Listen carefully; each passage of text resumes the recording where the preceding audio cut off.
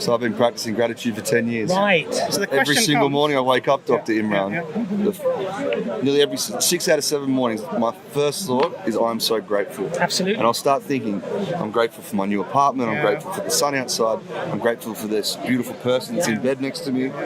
And gratitude just shows up during my day. Yes, absolutely. So even in our conversation before, I was thinking, I'm grateful I'm having an intelligent conversation with someone who just doesn't want to argue their view without listening. Right, so gratitude, mindfulness, meditation is in my life every single day. It goes back to your beginning point of you feel free. I think I heard you say that I have this great sense of freedom. And even then I was thinking, well, where do you get this sense of freedom from? And it comes down to I can choose to have my coffee or not. And essentially what you're describing is I can follow my desires. Even our perception of freedom in reality is that we are shackled to all those masters. Because we care about what people think, we care about what we say, how people perceive us, okay? And so what Allah says is, don't shackle you to the opinions of these people, telling you what's right and wrong, what's lawful and unlawful, what's just and unjust, what's fair and unfair, what is good and bad. Shackle yourself to me, because I created you and I know you better than all of those people know you. And I will guide you to the truth better than all of those people will guide you.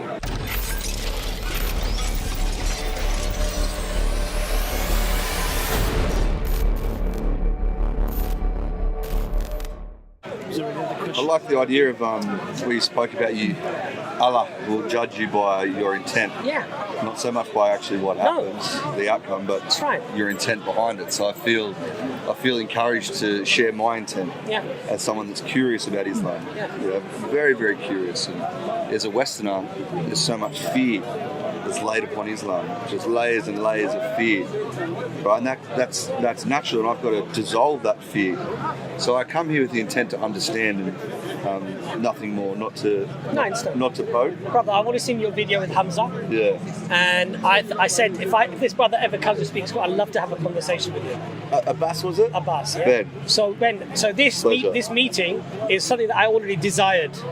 Okay. Right? Because I saw you as a very open-minded, intelligent individual. And if I'm honest, I love to engage with people like that. Because it's a more meaningful discussion. I agree. So you don't have to explain to me that you're coming from a good place. I already believe that about you. Nice. So now what's your question? Maybe it manifested me. So what's your question? I've got many questions, but one of them for me is I feel genuinely free. Yeah, and I get the feeling that people in Islam aren't free. Right, you're confined by the bounds of the Quran. You're confined by a fear and a love of your Creator. Yes. And you're confined by people in Islam, they call themselves Muslims, that take the religion that you love so dearly to the extremes. So you have so much that confines you and restricts your freedom in Islam. Why would you choose to be restricted? Allah explains this very beautifully. If you can find the ayah for me in the Quran about they shackle themselves, they enslave themselves to many masters. If you can get the ayah up for me. Allah explains this phenomena in the Quran. And Allah explains the analogy or the explanation as to, would you rather be shackled and enslaved to many masters, or the one that created you, the one and only that created you? Because human beings have a perception of freedom when in reality you would not have wore that hat unless it was fashionable. If everyone mocked you for wearing the hat because it was something out of a top hat, let's say in the 18th century or 17th century with your cane, right? And your top hat, you would not have worn it. Why? Because as much as you don't care about what people think, you do. Absolutely, all humans. We all do. So we are shackled to a multitude of masters, whether we know it or we don't. Even our perception of freedom in reality is that we are shackled to all those masters. Because we care about what people think, we care about what we say, how people perceive us, okay? And so what Allah says is, don't shackle you to the opinions of these people, telling you what's right and wrong, what's lawful and unlawful, what's just and unjust, what's fair and unfair, what is good and bad. Shackle yourself to me, because I created you and I know you better than all of those people know you. And I will guide you to the truth better than all of those people will guide you. The Quran is very explicit. Allah knows the nature of man. He thinks he's free. Have you got the verse there? Yeah, hold on. I haven't got my glasses, so you'll have to read it. What chapter, what verse?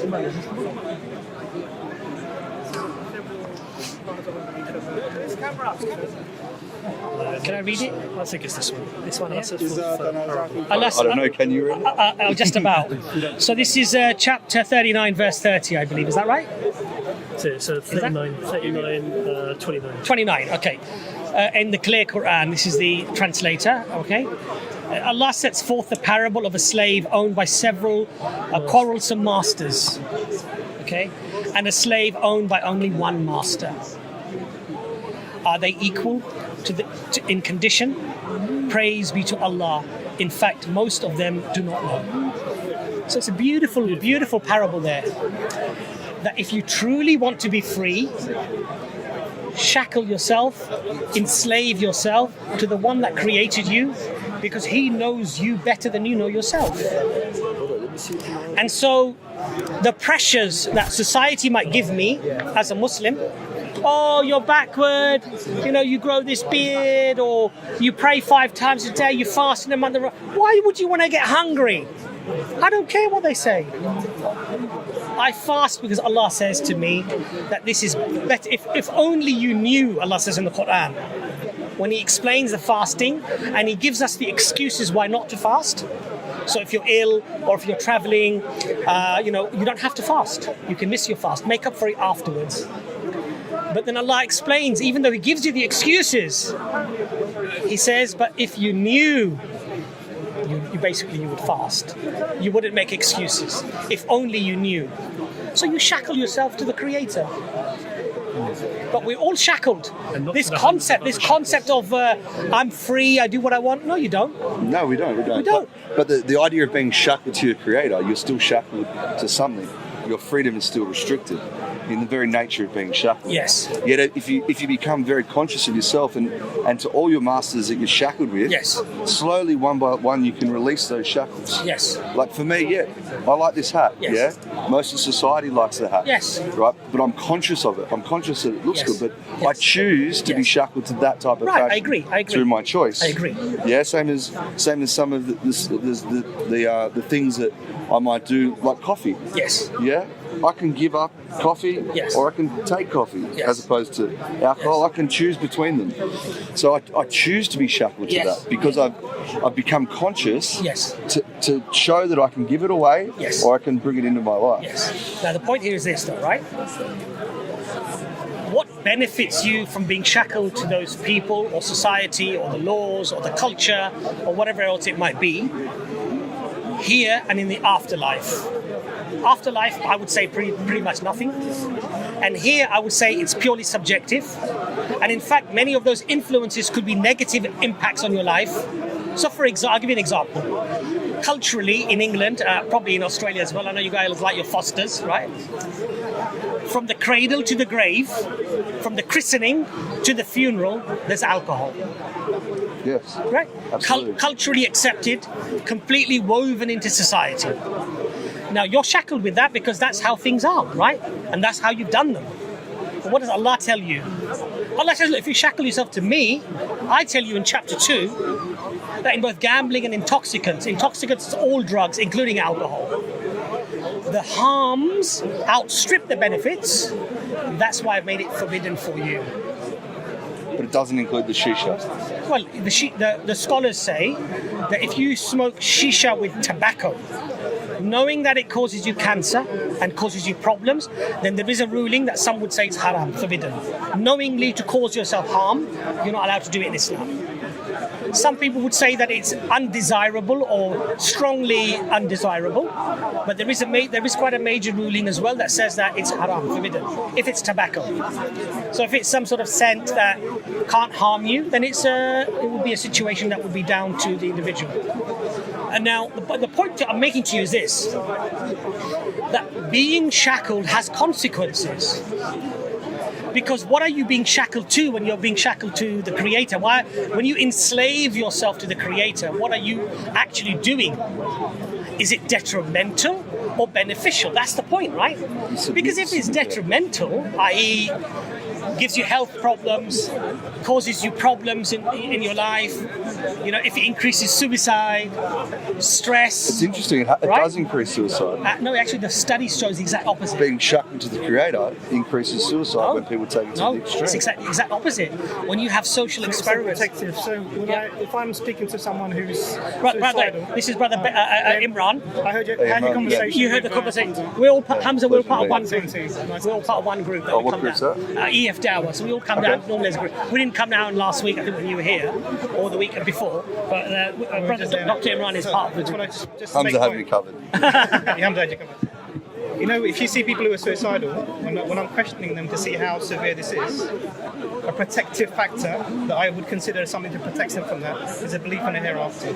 Sorry, Imran, speak louder, but people yelling behind me. As a protective factor, one of the protective factors is, if they have a belief in a hereafter, a consequence of their life or death. So people who they don't believe that this life is it doesn't matter if I live or die, they're the ones who are at more risk. So if someone says, you know what, I've got accountability after I die, they're the ones. So the other factors as well, like family, what will my mum think, children, these things. But religiosity is a protective factor against suicide. And that's just one of the basic things. Not only that, brother, but part of Dr. Imran's strategy of getting somebody out of depression is giving them a list or encouraging them to, maybe you can explain exactly what you do, of what things they are grateful for. So that's mindfulness. I don't know if you heard of mindfulness. Mate, it's the greatest thing in my life. Yeah. So I've been practicing gratitude for 10 years. Right. So the every single morning I wake up, Dr. Imran. Nearly every 6 out of 7 mornings, my first thought is I'm so grateful. Absolutely. And I'll start thinking, I'm grateful for my new apartment, I'm grateful for the sun outside, I'm grateful for this beautiful person that's in bed next to me. And gratitude just shows up during my day. Yes, absolutely. So even in our conversation before, I was thinking, I'm grateful I'm having an intelligent conversation with someone just doesn't want to argue their view without listening. Right, so gratitude, mindfulness, meditation is in my life every single day. So the question that I usually ask, not when I'm working, but outside of that, is who are you grateful to? Because gratitude is something that is, so people either make it general, like the universe, which is sort of anthropomorphizing nature, or you have to ask the question, who is it? Because gratitude is a relational thing. You can't be just grateful in the air abstractly. It has to be between. You give gratitude. It's something that's relational. I disagree. You don't have to give the gratitude to someone. Then who are you grateful to? You can be both. So I can be both grateful to a creator, for which I can't put my finger on exactly what that is, but I can also just be grateful without it being towards something. So the question just grateful for it being and being in my life. Yeah, no, I get that. But the issue that I have with this type of thinking is you're misunderstanding what gratitude is. You can say I'm lucky that I'm not born to an African mother who's suffering and I would have died before the age of 5. I'm lucky that I'm born in a Western country with these sort of affluent society around me that I can look after myself. You can be grateful for all these things, but this is disjointed. You're taking it away from what it's meant. So gratitude is what? If you look at all the synonyms of gratitude, thankfulness, gratefulness, these are all. But also, I'd like to add to that as well. Say Dr. Imran saved your life. You were dying on the street. He jumped there, artificial, resuscitation, all his techniques, and you've come back to life. I'm walking past. You come back to life, and you grab me and you start thanking me. Would that be fair? Yes, because you taught him how to save my life. No, would that be fair? It would seem disjointed to give the praise to you. This guy saves your life. Of course it would seem disjointed to give the praise to you when he's the one that's So saved now you. when Allah created you, every breath that you take, every heartbeat that beats in your chest is from the Creator. And you're not thanking Him, and your thanks and your gratitude is directed to something else other than the Creator. How is that just? It's not just. It doesn't make sense. If Allah Exactly. is truly the Creator, Exactly. and your Allah and whoever my Creator, they might be the same person. Exactly. You just believe. You just have a way Yes. to reach Him that may be different to me. So what's important then is to find out, evaluate and calculate and rationalize whether the goodness that you have in your life is just some random event or indeed has come from the Creator. One of the very interesting things the Quran says... Or I have... Let me just say one thing. The Quran, when Allah created Adam, Allah explains in the Quran, and the angels say, will thou create a being that will spread mischief and spill blood on earth? And Allah informs the angels, you do not know that which I know. And He teaches the nature of things to Adam. And He questions Adam, and Adam then gives the explanation of the nature. Then God corrects the angel, did I not tell you that you don't know what I know?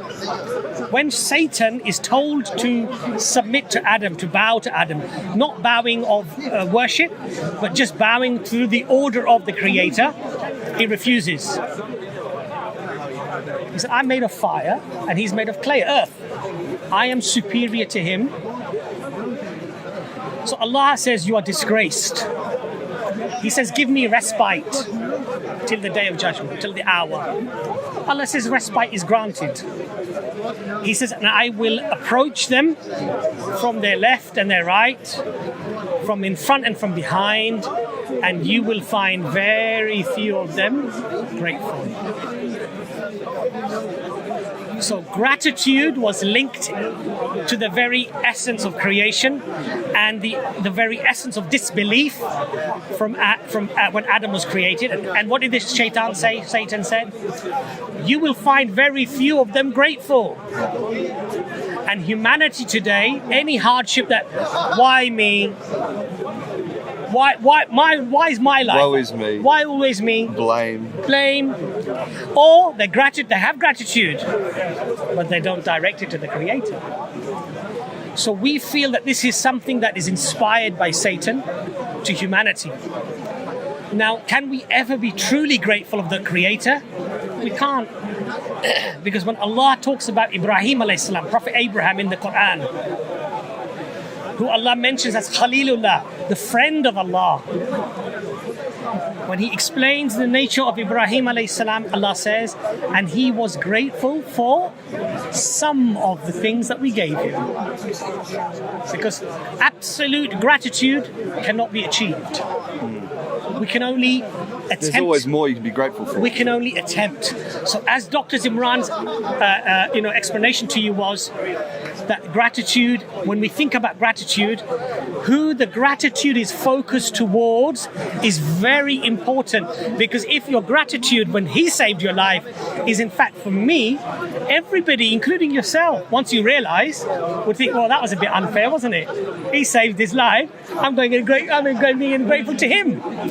So in Islam, what we say to you is, yes, shackle yourself, be grateful to the correct focus of where it should be, which is the one that gave you the things that you have, the life that you have, the parents that you have, the eyes that you have. Be grateful for those things. Compliment. Yeah, you've got beautiful I'll take it. beautiful eyes. I wish I had blue eyes. You know, someone for the short. And that's one of the things I'm grateful for the most out of everything. You know? And in fact, on the Day of Judgment, what does Allah say? All of your good deeds will be placed on one side of the scale, and we shall just put your eyesight on the other side of the scale, and the eyesight will be more than all of the goodness, all of the prayers, and everything you have done. So there's a lot to be grateful for. So we only enter Jannah, paradise, through the mercy of the Creator, not from our good deeds, not from being grateful. We just make the motion to do those things, but we enter paradise through the mercy of Allah, because we can't pay Allah back just for the sight that He has given us. So ultimate gratitude is to submit to the one that created you and show gratitude to the one that created you and gave you those wonders that you have, including your eyes. It makes sense if that's who you believe, and you believe He's the ultimate creator. That point makes sense, and it's an interesting thought. I'd never thought about the intent of my gratitude and where it was intended towards, but I do believe it can be intended towards. It doesn't have to be towards just the Creator. I believe it can be towards the Creator, but it can be to other people. It can be to the earth. You can just be grateful for being grateful. It doesn't have to be a direction towards something. No, you can. You're right. You can Can I be. just give one example? Yeah, please do. Sorry. Go on. You know, there's the second verse of the Quran. Most of the chapters of the Quran, they start with Bismillah ar-Rahman ar-Rahim, in the name of God, the most gracious, the most merciful. Whisper. What did it say? Bismillah ar-Rahman. In Arabic, it's This is Arabic. Bismillahir Rahmanir Rahim. Bismillah. Bismillahir Rahmanir Rahim. All of the chapters bar 1 starts with this verse.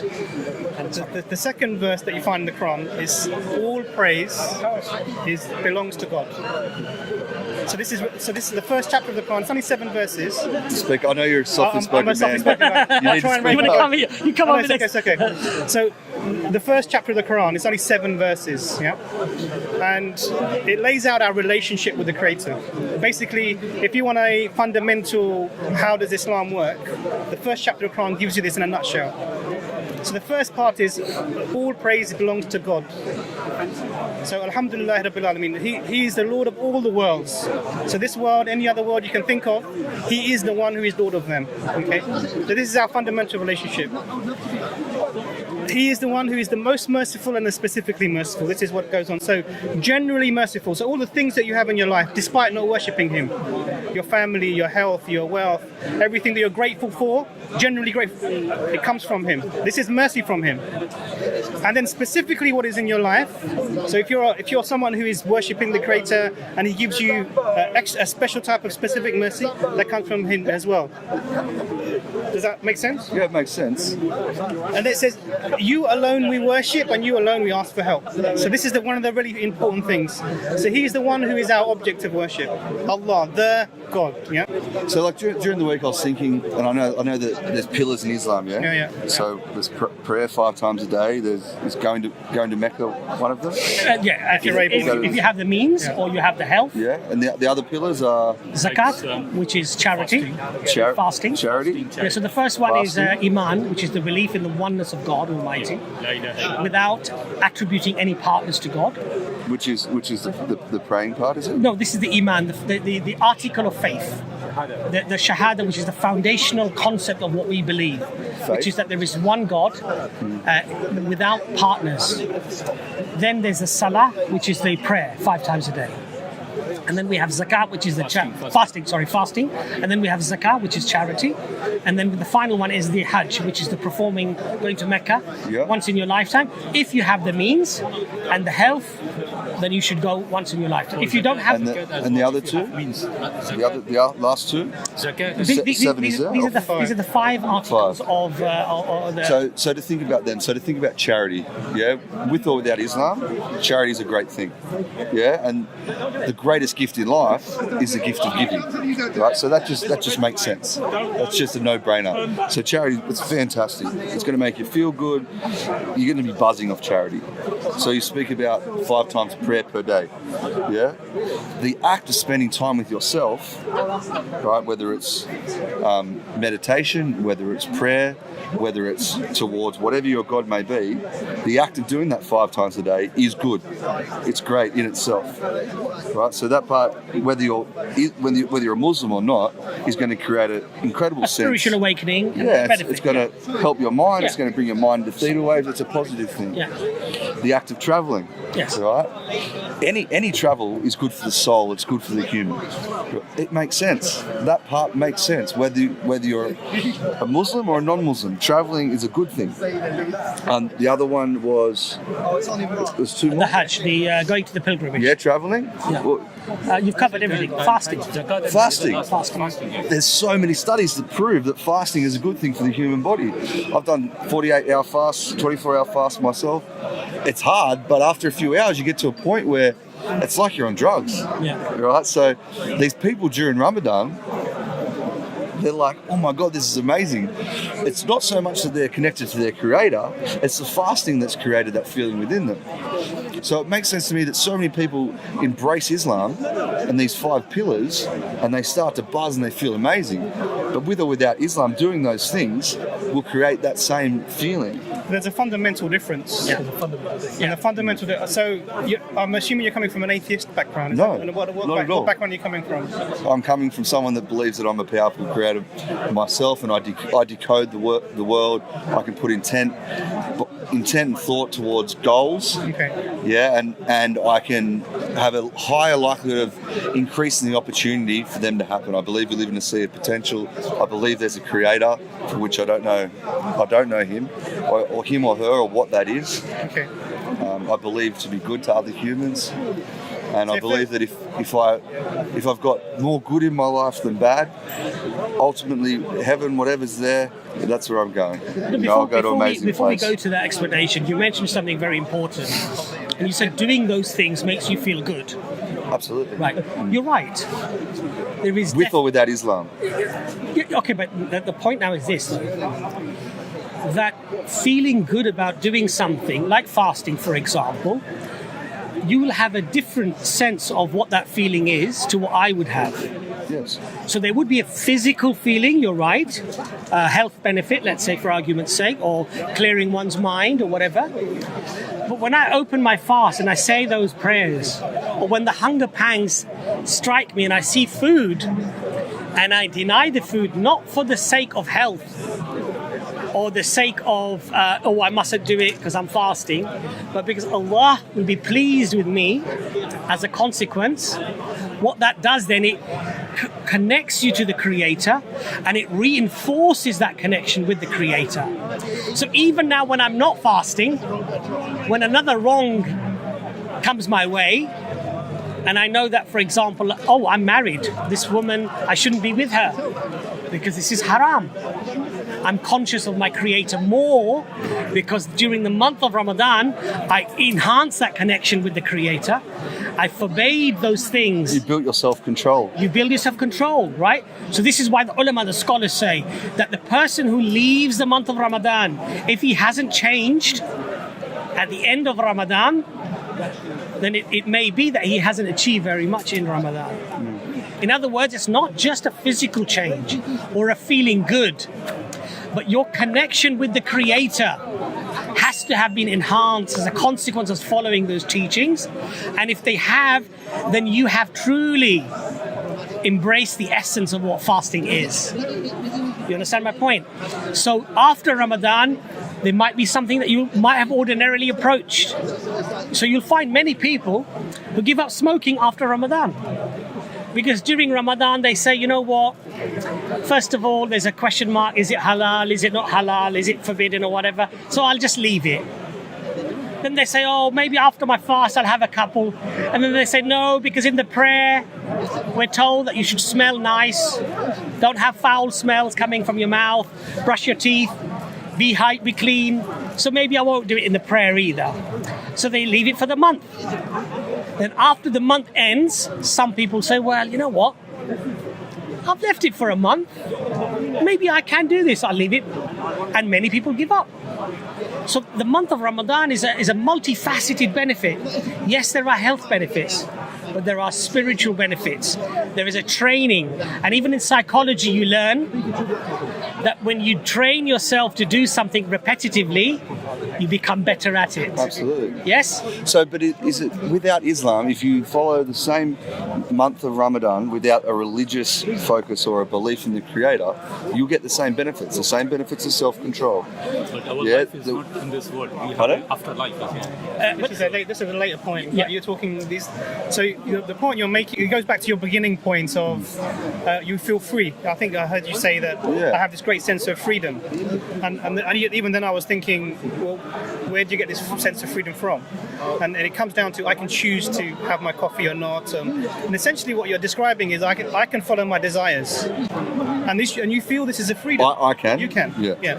And for you, this comes across as I am free. But the reality is you are enslaved to your desires. Because why? If I feel it, if it's good, and what you determine as good, I'm going to do it. And this is my sense of freedom. Now, if you have another individual, let's just give an example now, another individual who has a similar sense of freedom, I can do what I like. But what he feels he would like to do is what you would say is detrimental, hurting someone, killing someone, whatever that might be. But he gets the same sense of, following my desires and doing as I wish. And it even gives him a feeling of ecstasy. I'm connected to whatever he's connected to. Say a serial killer. Absolutely. Yeah, Someone absolutely. like this. Now, how are you going to, with your paradigm, your framework, and the way you look at the world, tell this individual this is right or wrong? How are you going to, what's your barometer of measurement? What's my yardstick? How are you going to work that out? So I would ask that question to you. So I would say that your sense of freedom is simply your capitulation, your giving into your desires. I'm following my desires and I'm free. I would say that... I'm not following my desires, I choose my desires. Yeah, absolutely. But where do your desires come from? Through my lifetime of experience. Absolutely. Through my upbringing, to the people I know, what I see, social Western dynamics, media, social media. Yeah. Like my desires come from a lot of places. If you were somewhere else, say if you were born in Africa, your desires would be different. Absolutely. If you were born in India, your desires would be different. If you were Eskimo, your desires would be different. So even your desires are arbitrary. Where do they come from? Social consensus.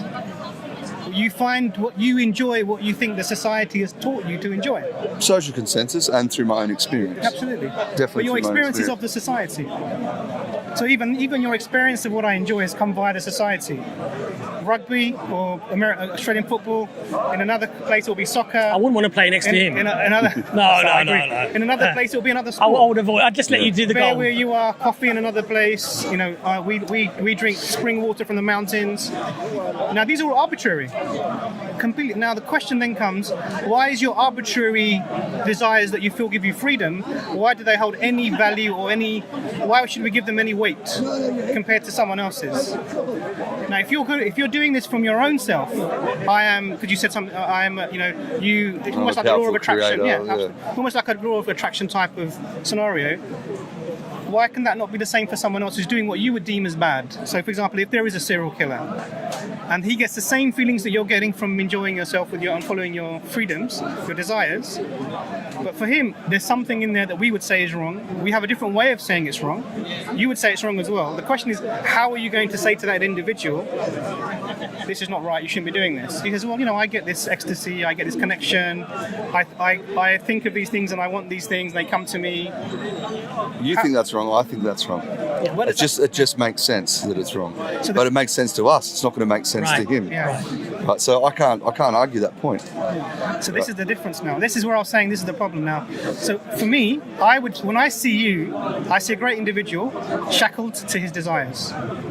You're completely enslaved, and we all. There is no escaping being shackled. Absolutely, you cannot escape it. Absolutely, we follow the roads of the laws of the road. We follow the laws of the land. We can be imprisoned from them.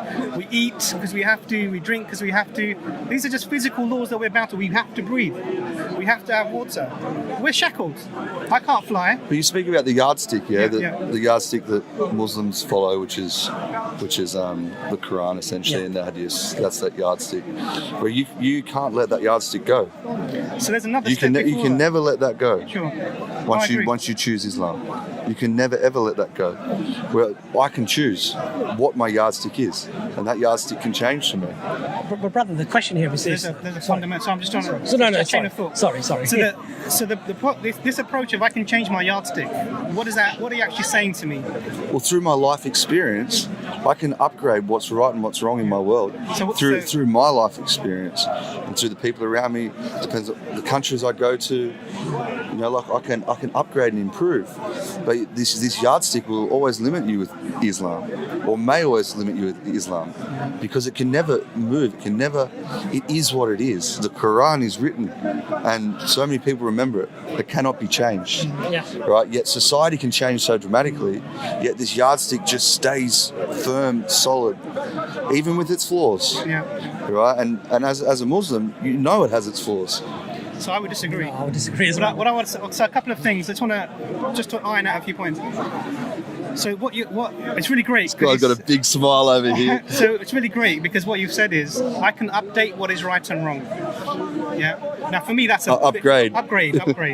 For me that's a Thank big. you, brother. It's a big. It's Not a big. for me, I've had too much. This is a big. I think that's a big drawback because what you're saying, there was something that used to be wrong that I can now make right. And there was something that was right, and now I'll look back on it and say that was wrong. Now, what's the drawback with that is that you can make things that definitely shouldn't happen, you can make them okay. So your paradigm of what is right and wrong is circumstantial. Yes, If your circumstances change, what's right and wrong can change. absolutely.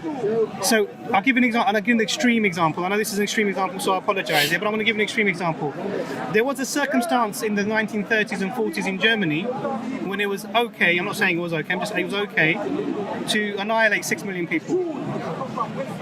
Now that was, it happened within that society to allow that to happen. There was something within that society that made this okay, and it happened. And we know that 6 million Jews were killed, right? Now, this is the problem when you make society, because that's really what you're working on. As society changes, my sense of right and wrong can change. If you make society your arbiter of right and wrong, then you're not only shackled now to your desires, you're shackled to the whims of the society. So literally you're like a leaf being blown around by the wind, because the societies can change. Another example, controversial one, 50 years ago, you were getting treatment for homosexuality. And then it became okay, and now it's actively norm within the society. What's your view of that? It would have changed depending on what you lived through in that society. Anything else? Capital punishment. It was allowed before. It was, in fact, a positive thing. When people do certain acts, murder, you could have them capital punishment. Many countries still do this, but that's changed now in our societies here in the West, particularly in the Northern Hemisphere. We say no, capital punishment is a negative thing. The point is, when are you going to make it? Where is the arbiter comes in? Where is your stick? Now, I would say that what you need, if I was living in Nazi Germany, what do I need to determine that what the society is saying to me is wrong? And I'll give one condition for that thing. It has to be outside of that society. That's all I'd say about it. It can't be from within. Why? Because the society is it's making the mistake. It's taking us down that dark path of killing 6 million people. Yeah, which is horrendous. So I have to have an extra societal, something outside of the society, barometer that tells me this is the limit I've set for you. Don't go beyond this limit. So now if the whole of the society here decided that we're going to kill all the Jews, I have to stand and say, no, this is wrong. But why these people are like, look at the Uyghurs in China. 3 million people in prison, education camps, torture, organ being removed and sold, lots of horrible things happening. In that situation, I know this is not allowed. Why? Because I have a barometer outside of the society that tells me that this is wrong. It just makes sense that the sense is not right. Come on. It just makes sense. And brother, what did you say? Sorry. I thought he was about to tell me something. Oh, and so you gave an example of that. So Tell me about your sense. You said it doesn't make sense. No, it doesn't make sense. So tell that. How would you tell the guy with the serial killer? How are you going to tell him that this isn't right what you're doing? You shouldn't be killing people randomly and burying them. Just killing other people is the wrong thing. But he doesn't feel that. He says How will I ever get through to him? So he's saying to you, look, I'm a creator internally. I can, I look around the world and I can choose what I think is right. And I've been watching all of these things. I don't know how I'll tell him, but there's plenty of intelligent people that can find a way to try and tell him that. And together, good, intelligent people that have come together and worked out a consensus of what's the best thing, I believe can tell you. Yeah. So if those But people, to go back to you said this is a yardstick with Islam, Yeah. right? And you've got these rules outside of society that don't change.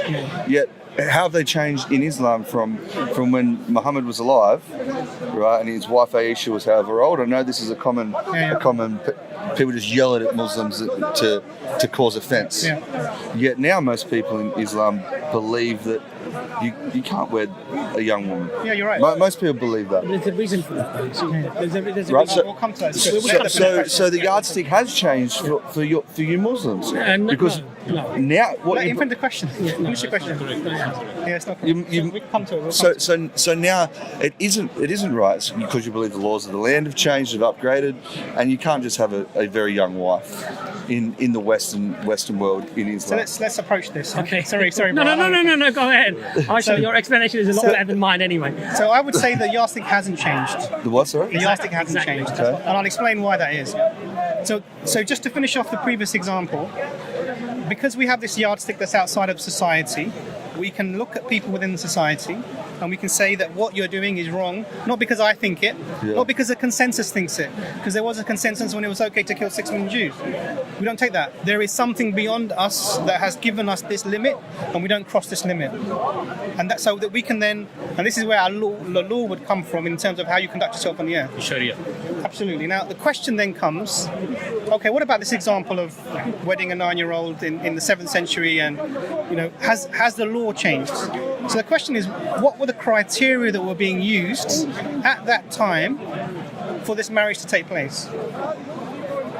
Because then what you'd have to say is the criteria have changed. So I'm just uncomfortable by how this guy's. Yeah, he's being a little bit noisy. You know? And a bit rough, actually, and I think he needs to calm down a little bit. Yeah, is that quite right? Is he right? Some of them is right, but it doesn't say it in a. Yeah, but you've got to say it in a nice way. You've got to have a nice conversation. Sorry, what was your... Yes, sorry. So what I was saying, actually someone should make a Josh. Yeah, I think just to calm the brother down. The point is, what your point is saying. For example, the law for the age, marrying age, is different from different land. For UK. No. You're missing the point. So it's about the yardstick. The yardstick. Now, the criteria. What the question was? What were the criteria being applied? Can get at the the time? umbrellas. What were the criteria being applied at that time? There were 2, and none of them have changed. Now, if you look at... And what were those 2 criteria? I'll explain those in 1 second. If you look at, in the 1800s in the UK, you could marry someone under the age of 7 and you could consummate your marriage with them, no problem, it was legal. It was absolutely fine. So this idea of marrying young was something that historically has always been the case. Now the question is, what criteria was Islam applying? So there are 2 criteria. One is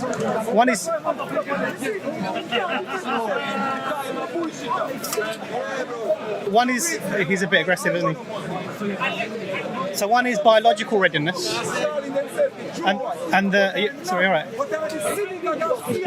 Biological readiness. Biological readiness. So that's always been having a period, being capable. So that's there's a range of that. Yep. Now, and the range starts from anything before. If you're 8 and younger, we would say this is precocious puberty.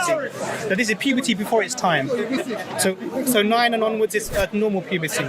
So, for example, if a girl came into A&E, accident emergency, with abdominal pain, one of the things we would test to make sure the causes behind this were known, we do a pregnancy test. It's normal, one of the things that you would do.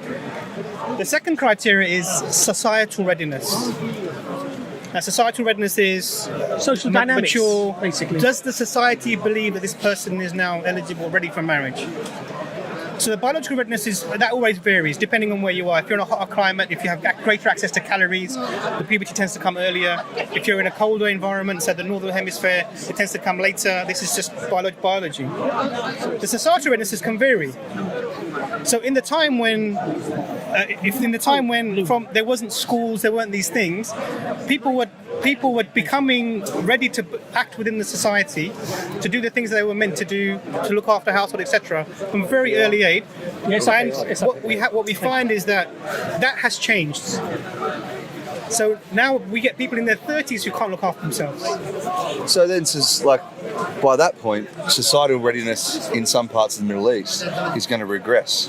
It's going to go backwards now, and maybe in Afghanistan, maybe under Taliban rule, it might go back. So society believes that it's fine younger, So when the first people, and that is okay by Islam. That is okay by you because it fits those pillars of those two that you spoke about. So what the first point is that what it explains first of all is that as the society has become more technical, there's been formal schooling, we've delayed societal maturity more and more.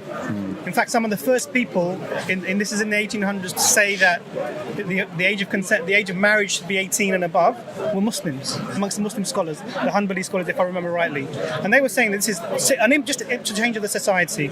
Just to go back to the actual event, so the Prophet upon him, the marriage was arranged, and then there was a waiting period of 3 years. That's before the marriage was then consummated. So the question is, why was there a waiting period? What was that for? Because there's a good reason for this, and that was they were waiting for those two criteria to be met. Now they could have happened at any time. Puberty could have been 12, 13, 14, 15, it could have been any time. No one had any control over that. And the societal readiness is whenever that event happens, the parents would say, okay, our daughter's now ready, please consummate the marriage and carry on as you are. And in fact, they waited until that had happened, and the parents came to the Prophet, peace upon him, and they said to him, look, why are you not coming and taking your wife?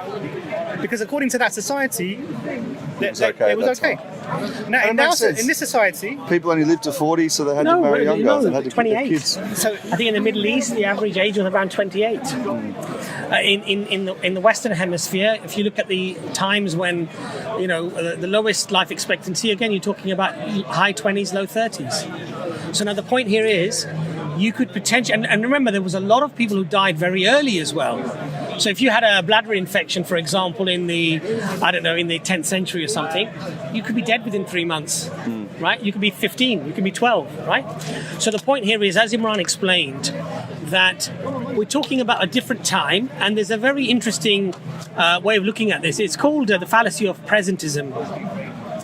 So we look at circumstances of today, and we apply them retrospectively onto the 7th century to make a judgment. Yeah, it's like what they do in Australia with the Aboriginals. Right. It's a fallacy. It's like looking through today's morals and values. So the point is, Imran's point is very valid, and this is what the Islamic view is, which is that the ruling for when a person is ready for marriage hasn't changed. And that is precisely why life expectancy, education level, maturity, commitment, the age of puberty, all of those dynamics have changed. And so the scholars now say it has to be much older. So the framework hasn't changed. Now, so for example, there was a time when there was famine. In the time, I think it was Umar, in the time of his time, there was famine. That's right. So he suspended some of the laws for punishment for stealing. Because he said that the way that the situation in the society is at the moment, application of this law is not correct, because that's not the spirit of the law.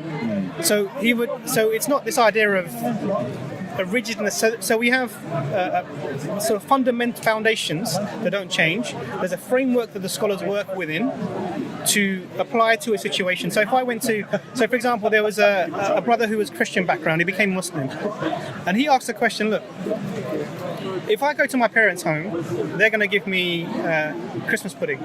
It's got alcohol in it. Can I sit with if I don't have this, my family will cause a big problem. There will be fights, argument. And what should I do? So we spoke to a scholar. We said, okay, to the scholar, okay, what would this individual, not a general ruling, this individual in circumstance, what would happen to this person? We know alcohol is not allowed. So what the scholar told, this is I'm just relaying the information. So what he said was, look, how much of this does he have to eat to become drunk? You couldn't eat enough of these you'd be full before you were drunk. Yeah? So then he applied the principle that what doesn't intoxicate in a large amount cannot intoxicate in a small amount. And he said, for that individual, in his personal circumstance, it's better for him to have cohesion in his family, and so for him he can. The hadith is that what is not hadith. That was what the scholar said. Oh, what the scholar said. So he said, for that individual, he can sit with his family. For that sake of the cohesion, he can have this. So this was applying. So it's not this rigid sort of thing. It's actually much more nuanced than that. And now case law in the West, you have statute law, and then you have cases. You have and then absolutely. And so the cases will adjust the statute. You can adjust your. Which makes sense. Yeah. Which makes sense. So that system came from Islam. Where it doesn't make sense, and where I see as one of the biggest failings of Islam, and it fails Islam to the West, it fails every single Muslim, is that the fundamentals don't change, right? So the more educated you are, you can look at the fundamentals and then choose a higher road. Whereas the people that are less educated and know less take the fundamentals, because it's like the lowest common denominator. They take that as, okay, I can operate to that level. So as society goes backwards in certain parts of the world, they'll take the rule of the Quran and the lowest common denominator, which might be an 8-year-old, or whatever it might be, as something that's okay. We have a principle in Islam that if you don't know, the Quran says this, go to the people who know, the people of knowledge. But if they don't know people that are of knowledge, and they're people of knowledge, but then you're making so many. You're making, really, to be fair, you're making so many assumptions that in reality, as I said to you, you will be judged by your actions based upon your intentions. So if you now willfully are ignorant, this is not an excuse in Islam. This is a ruling in Islam. So you can't willfully remain ignorant and do something that's wrong and then claim, I didn't know. No. It's pretty hard to be willfully ignorant in this world. Exactly. So you have to pursue the people of knowledge. And sometimes, there would have been stories where people would have traveled many hundreds of miles, thousands of miles to get a particular ruling because it's important. Now, if you're the sort of individual who's very laissez-faire and carefree, then you'll be judged accordingly. You see? So the chance today of it going back to, somebody getting married at 9 years is incredibly unlikely, unless all of those circumstances that were there in the 7th century somehow manifest themselves in the 21st century. There's an even deeper question now. Sure. No, Sorry. please go ahead. If you found a society in the Amazon today, forget all religion. This is just a society. North Sentinel Island. Okay, and they marry their girls as soon as they hit puberty because that's in their society. With your worldview, your paradigm, how are you going to tell them that they're wrong? I'm going to stay away because they're going to murder me. Well, that's one thing. But how would you tell them? Are you going to say, look, guys... There's nothing that I could say to them to change their mind. And this is where that barometer comes in. So in our conversation, what I'm seeing is, individually you're a great guy. You have your mindset right. You have your mindset right. You're thinking of the greater good, not for yourself, for other people. You're definitely a thinker. You're grateful. I would say that this gratefulness you're giving to the Creator without realizing that this is what you're doing. And I can see the sincerity within you. You're trying to be a good human being in the earth. Yeah.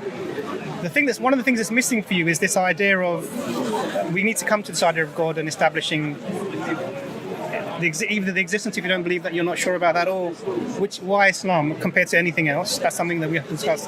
But the thing that you have is the greatness that you've achieved within your own personal life isn't something that you can give to anyone else because it's completely personal. And that serial killer, he can say, I have as much claim to my individual choices that I make, and I have as much validity in what I do as you do. And you're not in a position to say to him, actually, bro, this isn't right, and these are the reasons. All you can say is, look, I feel... I am, but he might not listen. He might not listen, because you're giving... I can give that to him. But even your reasons would be... personal. All your reasons would be either your personal inclinations, which you've already admitted are based upon social consensus and your own nurture and nature, right? And he can say, well, my experiences are different from your experiences, and my way of thinking, my society, actually, they think it's okay to decapitate people and offer them as a sacrifice or whatever it might be. So why am I wrong? And all you can say is, well, to me it feels wrong. Or to my people it feels wrong. That's all you can do. Or to 99.99% of society. Whatever it might be. But the point here is this. He could argue, why should I go with the social... If you're going to argue social consensus, then what about Nazi Germany? What about the indigenous Americans? that was slaughtered in their millions. 90% of that population. 90%. Because why? They were savages. Social consumption. They don't deserve to have the same land. We deserve it more than them. So we'll kill them. How are you going to say, as a matter of fact, with an absolute ruling, that what you're doing is 100% wrong? The only way you can do that is that the one that created you and sustained you tells you that as an absolute fact, this is forbidden. That is the only thing that you have. Everything else is but a whim and a desire. So speaking about being free, something that, and you spoke about it briefly before. You spoke about homosexuals. Yeah. So where do I sit? And am I welcome in Islam? So today I felt free. The sun was out. Went down to the local pub. Summer. The sun was out. English summer. I went down to the local pub, Yeah. and I had beautiful pork roast. Yeah. And this is not just to like. No, of course not. This is a genuine understand, question. yeah. It's not to Yeah. invoke hate. Yeah. I went down, had a beautiful Sunday roast pork, sat there with my boyfriend, and we had a great time. Yeah. Am I welcome in Islam?